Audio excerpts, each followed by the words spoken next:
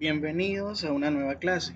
Mi nombre es Manuel José Hurtado, estudiante de Medicina de sexto semestre de la Universidad Autónoma de Chiriquí.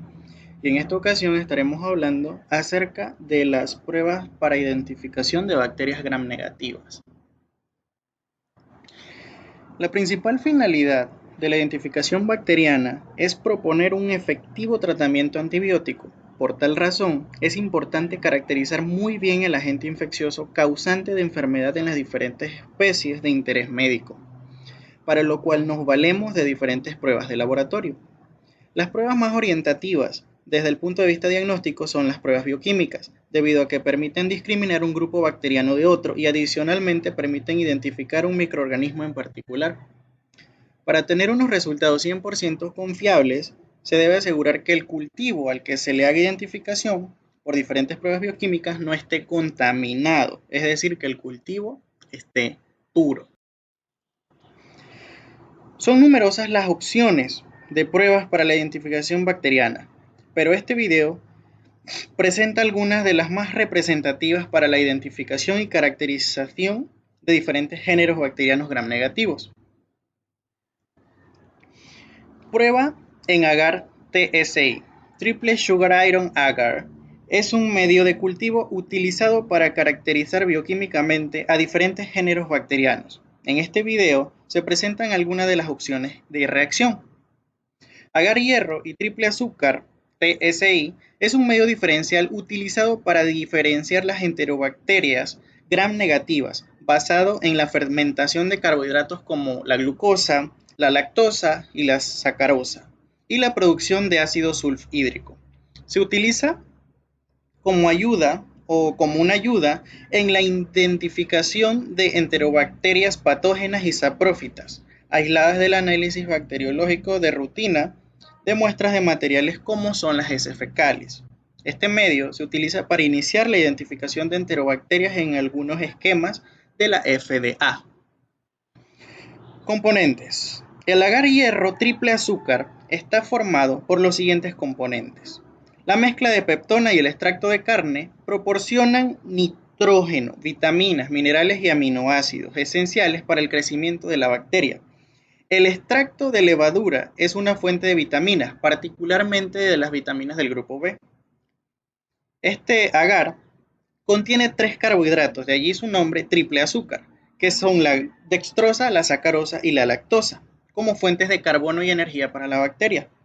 Cuando se fermentan, la producción de ácido se indica mediante el indicador rojo de fenol, siendo el color amarillo para la producción de ácido y rojo para la alcalinización. Por otro lado, el tiosulfato de sodio se utiliza debido a que reduce a sulfuro de hidrógeno, el cual reacciona con la sal de hierro para dar el sulfuro de hierro de color negro característico. El citrato de amonio férrico es un indicador de la presencia de ácido sulfhídrico. Y tenemos también que el cloruro de sodio suministra electrolitos esenciales para el transporte y equilibrio osmótico de la bacteria. Por último, pero no menos importante, el agar bacteriológico, el cual actúa como agente solidificante. ¿Cómo preparamos este agar? Bueno, se deben suspender los 64,6 gramos del medio en 1 litro de agua destilada. Mezclar bien y disolver con calor y agitación frecuente. Para ello, se debe hervir durante 1 minuto hasta disolverlo completamente. Luego, dispensar en tubos y esterilizar en autoclave a 121 grados Celsius durante 15 minutos. Finalmente, se deja enfriar en una posición inclinada para obtener fondos de 1,5 a 2 centímetros de profundidad. Instrucciones de uso. Para el diagnóstico clínico, el tipo de muestra que son utilizadas son las heces humanas. Entonces, se debe inocular en profundidad y en superficie. Se debe extender la muestra sobre la superficie inclinada y picarla en el fondo del tubo de agar TSI. Esto se incuba durante aproximadamente 18 a 72 horas a una temperatura y en condiciones aeróbicas y a una temperatura de más o menos 35 grados Celsius. Luego, entonces, es posible realizar la lectura e interpretación de los resultados. En cuanto a los resultados, podemos observar que cuando tenemos una superficie alcalina y profundidad ácida, vamos a tener un pico rojo y fondo amarillo, como se aprecia en la imagen de la derecha. Esto indica que el microorganismo solamente fermenta glucosa. Por otra parte, si tenemos el pico amarillo y el fondo amarillo, entonces podemos determinar que el microorganismo fermenta tanto glucosa, lactosa y o sacarosa. En caso de que todo el tubo sea rojo, o sea que la superficie sea alcalina y la profundidad también, entonces el microorganismo no es fermentador de azúcares. Otra de las características que podemos ver con esta prueba es la presencia de burbujas o la ruptura del medio. Cuando ocurre esto, se utiliza como indicador de que el microorganismo produce gas. Y en ocasiones también podemos observar ennegrecimiento del medio, lo cual indicaría que el microorganismo produce ácido sulfhídrico. Bien, en cuanto a un resumen de los resultados, podemos decir que cuando existe la fermentación de azúcares, existe un cambio de color de rojo a amarillo en el medio de cultivo. Por otra parte, si existe producción de sulfuro de hidrógeno, se verá un precipitado de color negro. Y en caso de que tengamos burbujas en el fondo o el desplazamiento del agar, entonces determinaríamos la producción de CO2. Control de calidad. Un control de calidad es un sistema diseñado para incrementar la probabilidad de que cada resultado reportado por el laboratorio sea válido y pueda ser utilizado por el médico para hacer un diagnóstico o para tomar una decisión en su terapia. Por tanto, son procesos y técnicas diseñadas para detectar, reducir y corregir deficiencias en los exámenes de laboratorio clínico. Bien, aquí podemos observar que cuando la bacteria fermenta el azúcar, la evaluación del cambio de color se hace en la superficie y en el fondo del tubo por separado. La reacción alcalina roja se reporta con una letra K y la reacción ácida amarilla con la letra A, como podemos observarlo en esta imagen aquí de la derecha.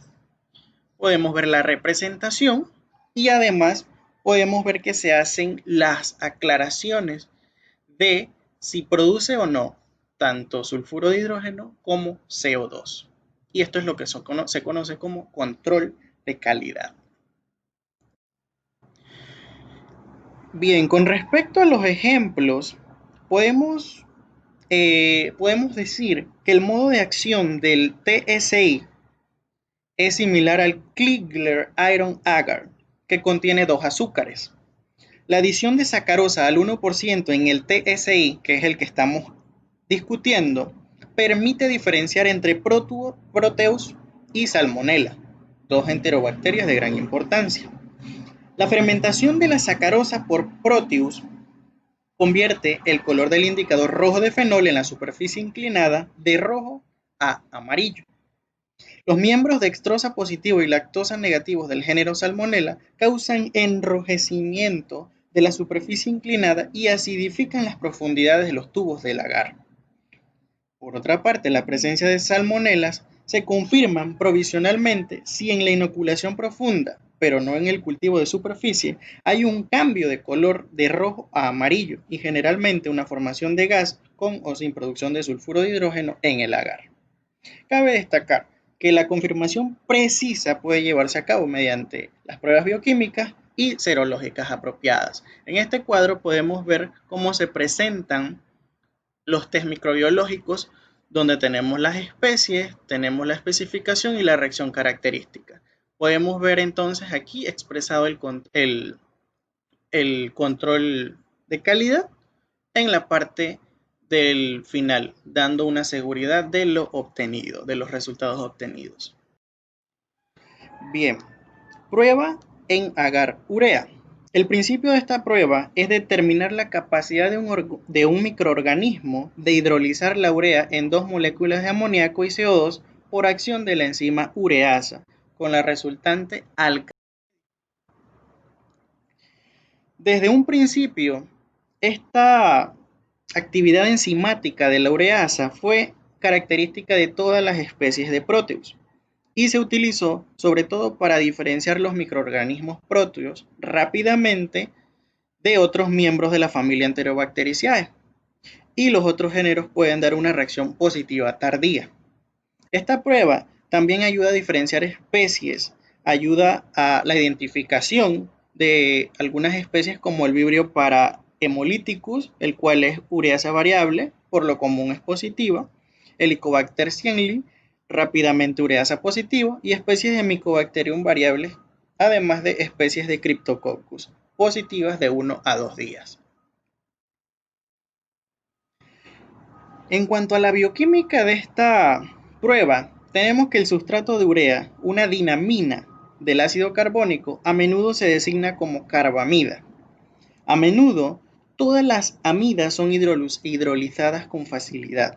La urea es hidrolizada por una enzima específica, la ureasa, para dar dos moléculas de amoníaco. Cuando esto se encuentra en solución, la urea se hidroliza en carbonato de amonio como producto final. Las enzimas bacterianas se clasifican como constitutivas o adaptativas. Una enzima adaptativa o inducida se produce solo cuando su sustrato específico está presente. La ureasa es considerada constitutiva debido a que es sintetizada por ciertas bacterias sin tomar en consideración la presencia o ausencia del sustrato.